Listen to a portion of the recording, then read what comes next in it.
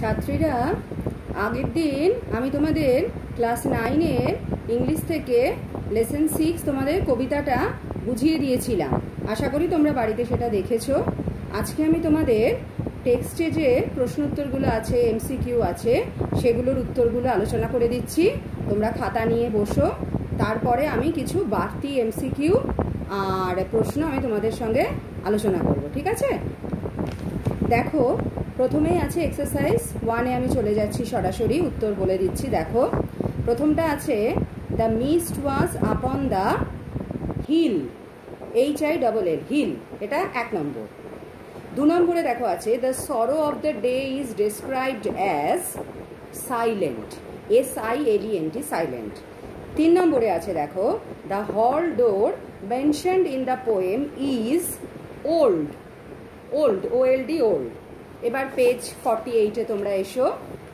4 নম্বর প্রশ্ন দেখো the poet watches the cloudy evening, ঠিক আছে, ইভিনিং। এবার 5 নম্বর the colour of the mist is blue, BLUE, blue. 6 নম্বর the dam stands on the grass. আশা করি তোমরা বাড়িতে এগুলো পেরেছো, তবুও আমি একবার কনফার্ম করার জন্যে বলে দিলাম, ঠিক আছে? এটা গেল এক্সারসাইজ 1। এইবারে আমি আসছি এক্সারসাইজ 2-তে। দেখো, প্রথম প্রশ্ন আছে where does the poet see herself when she thinks of her childhood? বলছে যখন কবি তার ছোটবেলার কথা ভাবছে বা মনে করছেন, তখন তিনি নিজেকে কোথায় দেখতে পাচ্ছেন, ঠিক আছে? দেখো, এর উত্তরটা এরকম লেখা যেতে পারে when the poet thinks of her childhood, আবার বলছি when the poet thinks of her childhood, comma, she goes back to the days of youth. She goes back to the days of youth and sees herself near the old hall door under the sheltering roof of her father. আশা করি তোমরা বুঝতে পেরেছো, ঠিক আছে? এটা 1 নম্বর গেল। 2 নম্বর প্রশ্ন দেখো আছে what did the poet watch on the cloudy evening? Cloudy ইভিনিংয়ে কবি কি লক্ষ্য করেছিলেন? দেখো, এটার উত্তরটা বলছি the poet watched, WATCHED, past tense হচ্ছে কিন্তু। The poet watched the cloudy evening fall after a day of rain and she watched blue mists, sweet mists of summer cover the horizon's mountain chain. আবার বলছি, হয়তো অনেকে বুঝতে পারলে না। The poet, ওই উত্তরটাই কিন্তু, the poet watched the cloudy evening fall after a day of rain and she watched blue mists, comma, sweet mists of summer cover the horizon's mountain chain. Exercise 2 হয়ে গেল। এইবারে দেখো এক্সারসাইজ 3, এটা যদিও গ্রামারের part, তবুও বলে দিই, হয়তো তোমরা পেরেছো, তবুও বলে দিচ্ছি। দেখো, বলছে identify the following sentences as simple, compound and complex. প্রথম বাক্যটা দেখো আছে he is too short to climb the wall, he is too short to climb the wall. এটা আমরা বলবো সিম্পল সেন্টেন্স। আবার বলছি, প্রথমটা হচ্ছে সিম্পল সেন্টেন্স। 2 নম্বরটায় দেখো আছে the sky was blue and the sun শোন ব্রাইট। এটা আমরা বলতে পারি কম্পাউন্ড সেন্টেন্স। কেন? দেখো, ওইখানে একটা অ্যান্ড দেখতে পাচ্ছ, কনজাংশন আছে অ্যান্ড, এটা কম্পাউন্ড সেন্টেন্স। সরি, 3 নম্বরে আছে দেখো the old man who lived in a village believed that the earth was flat. এটা আমরা কমপ্লেক্স করতে পারি, ঠিক আছে? 4 নম্বরে দেখো আছে living A job midway is not a good practice. কোনো একটা কাজ মাঝপথে ছেড়ে দেওয়া ভালো অভ্যাস নয়। এটা আমরা সিম্পল সেন্টেন্স বলবো, ঠিক আছে? 5 নম্বর বাক্য দেখো last week I met a friend who gave me a bag which is brown in colour. বুঝতেই পারছো এটা জটিল বাক্য বা কমপ্লেক্স সেন্টেন্স।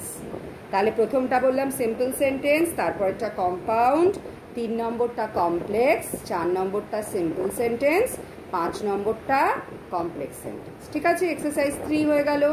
এবার আসছি এক্সারসাইজ 4-এ। দেখো ব্র্যাকেটে ডিরেকশন দেওয়া আছে কোনটা কিভাবে করতে হবে। প্রথমটা দেখো আছে the question was so easy that everyone could answer it. এটা বলেছে সিম্পল সেন্টেন্সে চেঞ্জ করতে হবে। উত্তরটা লিখে নাও, আর যদি করে থাকো একটু মিলিয়ে নাও। The question was so easy, the question was so easy for everyone to answer. অন্যভাবেও করা যেতে পারে, এভাবেও করা যেতে পারে। ঠিক আছে, সিম্পল সেন্টেন্স করা নিয়ে কথা। 2 নম্বরে আছে a friend in need is a friend in deed. ঠিক আছে, প্রয়োজনে আমরা যে বন্ধুকে পাই সেই আমাদের প্রকৃত বন্ধু, বাংলা মানে। এটাকে কমপ্লেক্স সেন্টেন্সে চেঞ্জ করতে বলছে। দেখো তাহলে আমরা বলতে পারি উত্তরটা a friend who is in need is a friend in deed. আবার বলছি a friend who is in need is a friend in deed. ঠিক আছে, 3 নম্বর বাক্য দেখো pollution is one of the most severe threats to our beautiful planet.